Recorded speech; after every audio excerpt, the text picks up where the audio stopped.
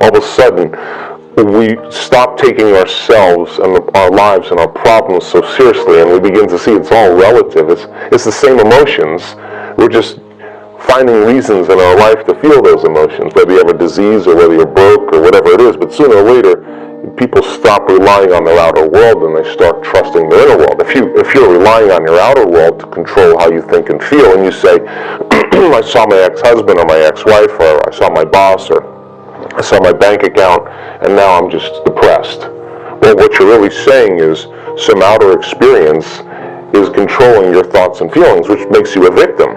When you start changing your thinking and feeling and you start seeing effects in your life, now you're less likely to believe that you're the victim of your life, and you start believing more that you're the creator of your life, and some valve, some conditioning is removed. And that's not something we do in one swallow. That's not something we do in one bite. It takes constant practice to be the scientist in your life, to measure the effects of you would cause. Not just doing a meditation and getting up and going back to work and judging everybody. You just disconnected from the energy of your future and you're back to the energy of your past. I want people to be able to maintain those states independent of the conditions in their environment. And if they're able to maintain those states and keep their energy, stay connected to that energy for the entire day, something unusual is going to happen in their life. It's the law. There'll be some synchronicity, some coincidence, some opportunity, some serendipity. That, in the beginning you're looking around going, oh. But nobody else is you, so they don't really see it. But you see, something's happening here. I'm getting feedback from my life. And the moment you get feedback, you start paying attention to what you're doing, and you do it again. And I think that's how we begin to become more of a creator of our life and less of a victim of our lives. Well, I think if we use feelings as a barometer for change, I think we talk ourselves out of possibility, because those feelings are familiar emotions from the past, and if people don't feel like it, that's the body. That's the body not wanting to be dragged into a future because it doesn't see it, right? So I think that when I witness and interview people that have had spontaneous remissions, really profound physical changes in their body. I mean, they had every reason to not do the work. They felt sick, they didn't feel good, they were tired, they had doubt, they had fear. But after looking at all those brain scans after all these years, I honestly believe we're at our absolute best when we get beyond ourselves. That's the work.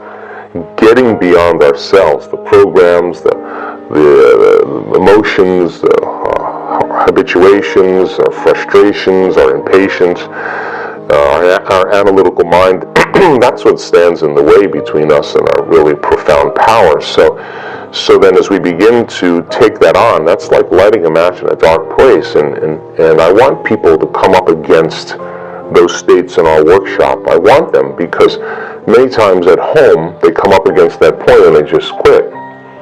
They don't believe in themselves. And if you don't believe in yourself, you don't believe in possibility. But when you do believe in possibility, you do believe in yourself. And when you do believe in yourself, you do believe in possibility. So when a person comes to the end of their emotional belief, as an example, and they sit there and they go a little further, now the will is getting greater than the program. Right? Now the body is no longer the mind, and there'll be a liberation of energy. That's a victory. Every time they start getting emotional and they settle their body back down in a meditation, that's a victory. They're mastering the moment. Every time they want to get up and do something because they think they're a busy person and there's not enough time, and they settle their body back down into the present moment, that's a victory. Every time they're putting their attention on some known future event and they become aware that they've lost the present moment, and they return back to the present moment, and they take their attention off the known, they're making room for the unknown in their life. But if they don't know what they're doing, then it just becomes a battle against the self. So as we develop the understanding, we develop the practicum, and they understand what they're doing, then it's like working out. I can do one more repetition, I can run a little further, I can stretch a little bit more, because they understand that as they stretch a little bit further, that's how plasticity works. You got to stretch a little bit further outside the box. And when people start latching on to some degree of change, they may have a period of quiescence for 2 weeks, like nothing's really happening. and they're about ready to give up, and then they just go, I'm just going to keep going. The experiment is for 3 weeks. All of a sudden, boom, they go a little further, their heart opens, they lay down after their meditation, they have a profound moment. They're less likely when they're driving to work to think about all the people that they dislike. After a moment like that, they're just overjoyed. They're no longer the same person to some measure, to some degree, and I think as they change their personality, your personality creates your personal reality. You start seeing changes in your personal reality.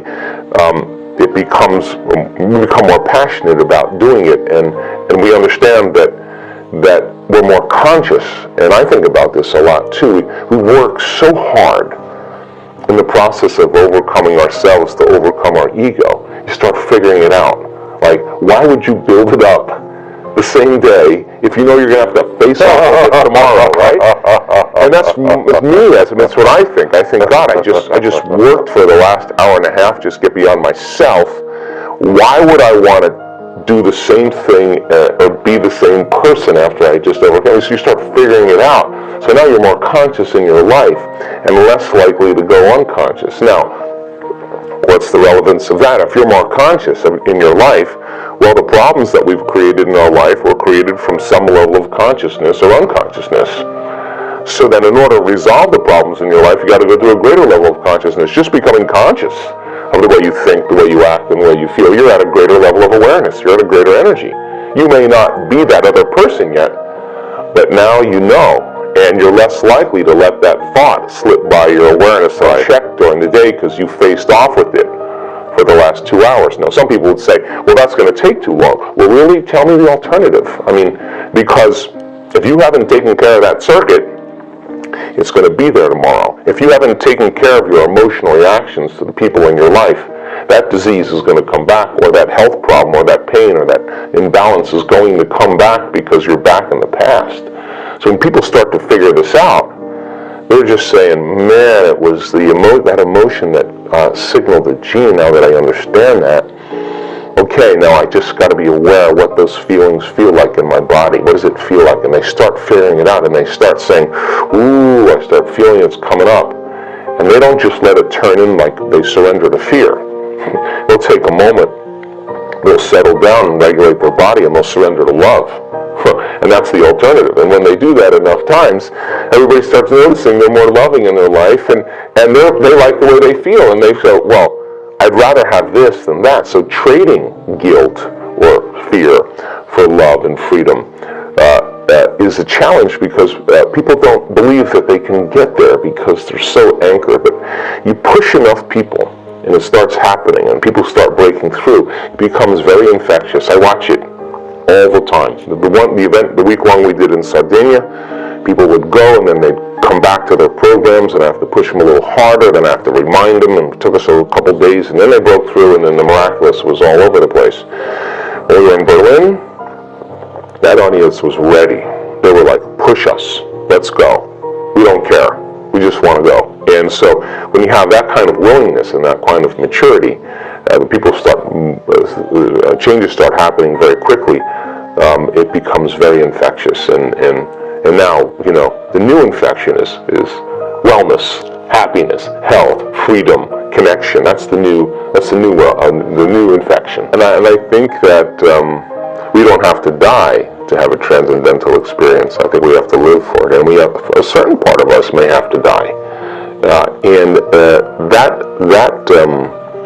process of disconnecting from the program or uncluttering ourselves from our biology it is uncomfortable.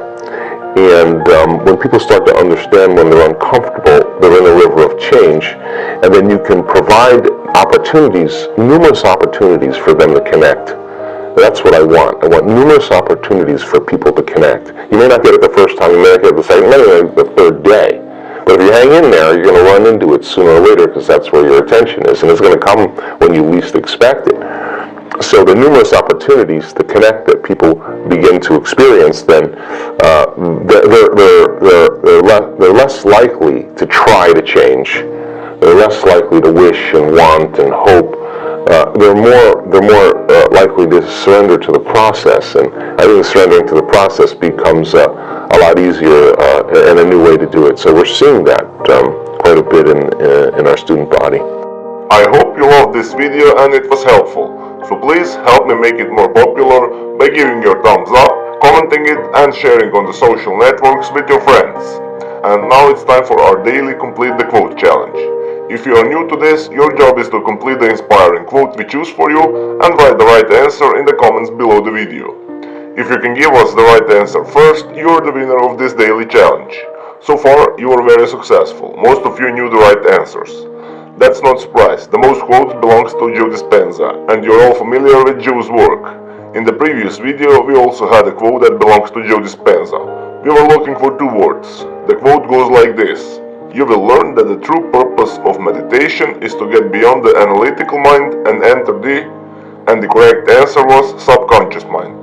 So you will learn that the true purpose of meditation is to get beyond the analytical mind and enter the subconscious mind. Congratulations to everyone with the correct answer, and to everyone who tried but didn't guess the answer. Today we also have the quote from Joe Dispenza. The quote goes like this: "You can change your brain just by..." So we are missing for two words. If you know the correct answer, write it down in the comment section. Even if you're not sure what the right answer is, try and guess. And find out the right answer in the next video. If you like this video and our challenge, give your thumbs up and share this video with your friends. Spread the word. And don't forget to subscribe and hit that bell button. By doing that, you will get notification when my new video and new challenge is out. If you really like what we do here and want to support us, you can join our channel and our community for a symbolic fee and gain many other additional features. You can do that by clicking the join button next to the subscribe button, or you can click on the link in the description of this video. Stay good and have a great day.